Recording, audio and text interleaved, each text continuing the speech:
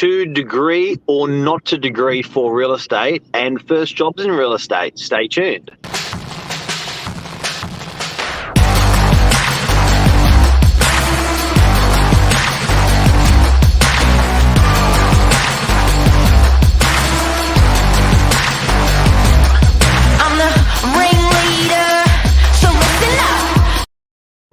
Ringleader, so listen up. It's the best song to wake you up in the morning. How good were you yesterday in the sales meeting? Oh my God, I know there's video proof of that in the sales meeting. I know media sort of took over. It's on Lisa's Instagram, and Lisa brought it up this morning. She's like, God, she's so organised. What a great girl. You know, that team should talk for 5 minutes in the sales meeting, every sales meeting. And then it came back to your education, and we were talking about that. Yeah, I know. Well, Kimmy got a little shout out. I know you were pointing out she had a little mum moment. She was watching me at the sales meeting, which is quite funny. But yeah. So if anyone that doesn't know, Nat's mum works in our team and her sister works in our team.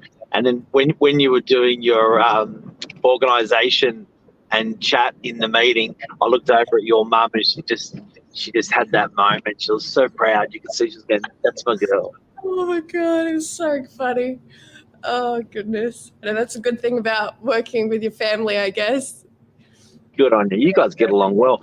But this morning's show, Nat, and thanks for joining us, and is about having a degree in real estate. And you know, I guess a lot of people, you know, we've got some, at the moment, we've got a young work experience guy in our office doing work experience. And it's sort of, I think there's so much momentum in a 15, 16, 17-year-old's mind about what they're going to do in terms of work for the rest of their life, and then how they're going to educate themselves for that move as well. So, you know, and I think that as an industry to talk about the relevance, the importance, or non-importance or non-relevance of having degrees and what sort of degrees and jobs and stuff like that, I think it's a cool topic. Yeah, I think so as well. Like, I think we've got a lot of different departments in, like, especially at Novak and in real estate in general. Like yesterday I was talking to Dean, who's, you know, doing our work experience. I'm like, oh, there's heaps of different, like, he's working in each department. He's like, yeah, each department's really different, but there's so much and he wants to learn all of it. So it's really interesting to look at that question, like, do degrees help you out in real estate? And what, like, as we've said before, like, all roads can lead to real estate. It is. And you know what I like? I always align it to the military, whereas you see these guys in the military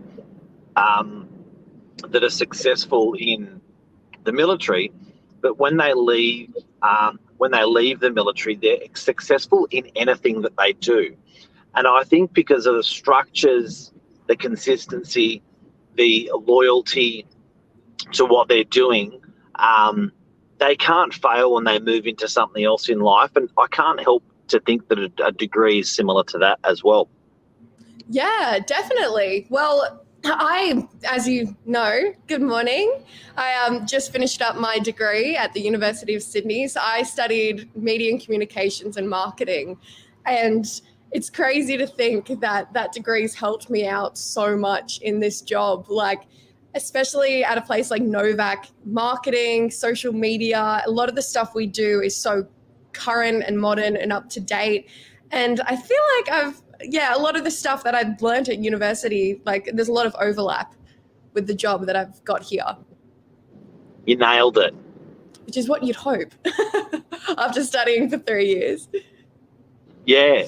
So just a question, when the motivation to get into that degree, so you were not motivated by the industry, you were motivated by what?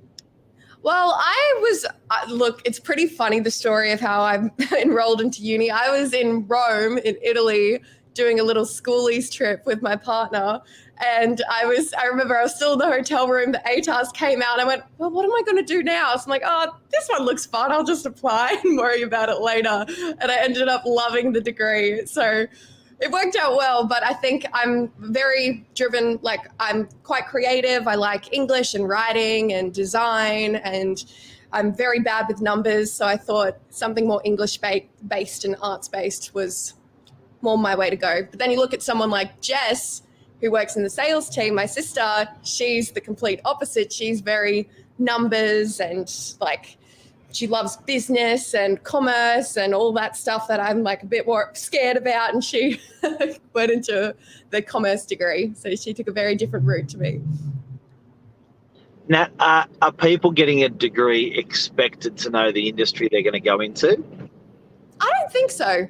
I don't think so at all, especially with my degree. I've seen like a lot of the people I studied with are working in all different industries now. Like media in particular is one of those jobs that's always going to be like, social media is a part of the everyday world now. Like there's always going to be a job in media, no matter what industry you're going into. So I think that one in particular is really interesting. But yeah, I didn't go in with an industry in mind, but I know some people do, especially going into business, that type of thing, like commerce. People might have an industry in mind, but I think everyone's different. So, in a way, it's picking your passion and then applying it wherever you can later. Yeah, I think it's doing something you're passionate about is probably the most important thing, in my opinion, just because if you're doing something because you're like, oh, yeah, it looks good. Yeah, I might like it further down the line. You're not going to put in as much effort as you would if you're really enjoying the work that you're doing. And so that's why I think when you're going into something, either have an industry in mind that you're passionate about or have a job or a field of study that you're passionate about. You just need that passion no matter what you do, I think, is the most important thing. So if we rewind back 8 years, we look at someone like Dean Knežević that's in the office at the moment. This is a kid that works in a pizza shop on the weekend, doing it at high school. And one thing that I've noticed, irrelevant to whether this guy gets a degree or doesn't get a degree, is he's really into whatever he's into. So and I think that again rolls back to that passion that we're talking about, that, he's so vested, he can't fail. Do you know what I mean? And it's like he's strangled it. He's left no room for failure, because, he wants to know it. He wants to know it really, really well. And you don't have to be highly educated. You don't have to be, super sophisticated and where, and be like, he's his own type of guy, but he's someone that will be successful in whatever he chooses because of that passion that he's got. So I guess it's coming back to that question about, do you need a degree or do you not need a degree for real estate? Yeah. Well, I know this is steering off course a bit, but one of my favorite quotes of all time is, you miss 100% of the opportunities that you don't take. So I think taking that into account, getting into real estate. Can you say that again? Sorry, one more time. So you miss 100% of the opportunities that you don't take. So if you're looking to get into an industry, but you're like, I'm unsure if I need a degree or not, or should I just go for it? I like playing that quote in my head whenever I'm thinking about doing something new, because it's like, just give it a crack. If it doesn't work, like, it's better than not trying at all, because you haven't even had the chance to take that opportunity to see if it works. So I think, that's one of my big things when you're going into a career or thinking about an industry. Just give it a crack. And if you would like to get a degree to get some more knowledge in a particular, like a niche field, I think, Because there are people that think about it their whole life. Back. See. Now, for some people, you may find that really, really hard to believe, but there's people that have that passion that never take that opportunity that you're talking about for their whole life. Other stuff gets prioritized, whether it's partners, parents, money, and they miss it the whole way along. And then they wonder why they haven't actually nailed something. in midlife or towards the end of their life, and I think it's really important. So, what would be the answer to degree or not to degree for real estate? Well, I'm just looking at some of the comments that we're getting in, and I think Luke's nailed it. I think university, if it's for you, it's for you.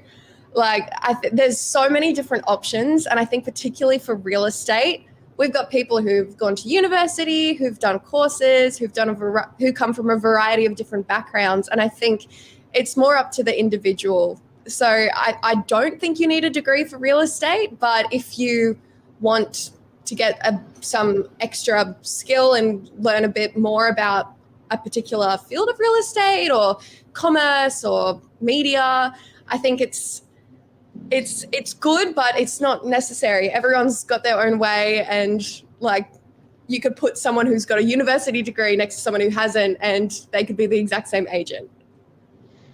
So, it is a good stat Michelle's talking about. Michelle said, I'd love to know the stats with real estate agents if they have uni degrees. I think it's interesting. I think more often that in the sales industry, I think it's more of a no.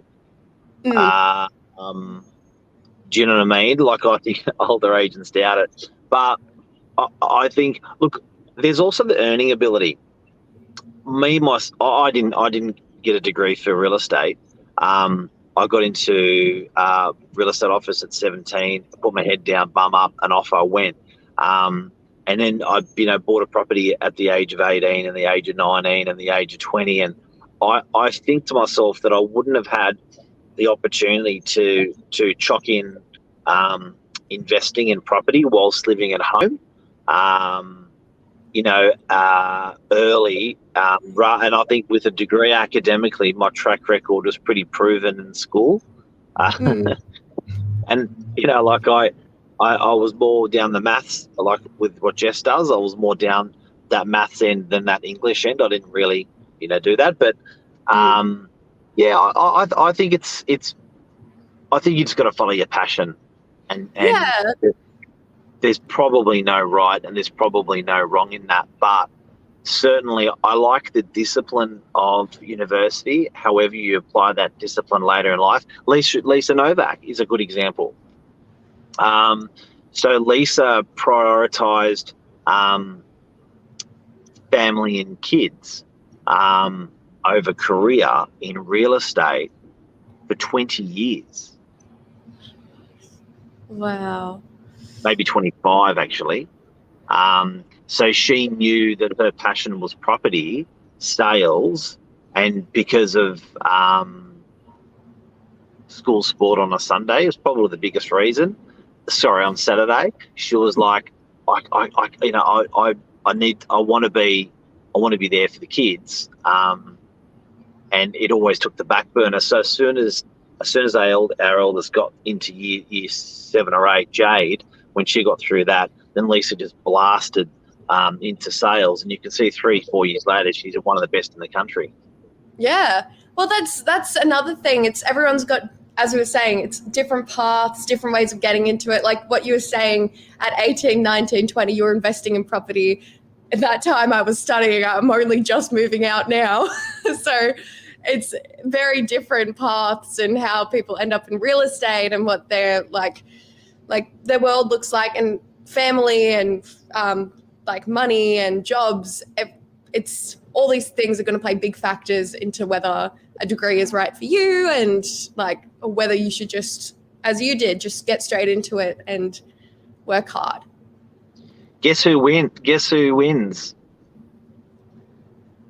Who? The person that dies happiest. Yeah. I love that saying, he who dies happiest wins. At the end of the day, whatever, to degree or not to degree or however you do it, you just want to be happy. Do you know what I mean? And I think that, and that's going back to exactly what you said. You got to follow your own path. We can't sit here on camera and say you've got to do a degree or you've got to do this. It's following that path. And again, I think it goes back to the passion again. You just got to make sure you're doing what you love. And it sounds really corny because there's that saying that you'll never work a day in your life if you're doing what you love. There's so much truth in that. Yeah.